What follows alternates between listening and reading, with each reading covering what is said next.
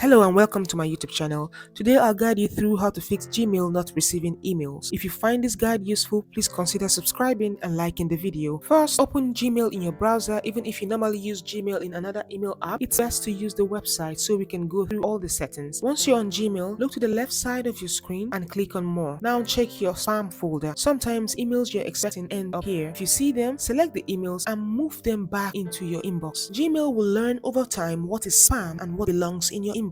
Now, if this hasn't been fixed, the next step is to check your Google storage. Go to the bottom left of your Gmail and you'll see storage usage. Click on it to open a full overview. If your storage is full, new emails won't arrive. You can buy more storage from Google, or you can clear up some space. You can check what's taking up storage by clicking on this icon here, because what's taking up storage might be Google Drive or Gmail attachments like large photos and videos. If so, delete what you don't need. For example, in your Google Drive, if you need to delete something, just click on this icon right here and it will take you to a page like this. Remember that after deleting, you have to go to the trash and empty your trash to free up space. You can also use Gmail's filter tool at the top to search for emails that have attachments or emails larger than a certain size and then delete them. If the problem still continues, go to the top right corner of your screen and click on Settings. Now click on See All Settings. Go to Filters and Blocked Addresses. Click on it and check if you've created filters that are blocking or moving your emails. Delete any suspicious filters to test. Also, check if you have accidentally blocked the sender's email address. If so, unblock it so their emails can reach you. Next, go to Forwarding and IMAP. If you see that your emails are being forwarded to another address and then deleted, turn off forwarding for now so emails can stay in your inbox. That's it. After trying these steps, you should start receiving emails again. I hope this video helped you. Please leave a like and subscribe for more quick Gmail tips. Thank you.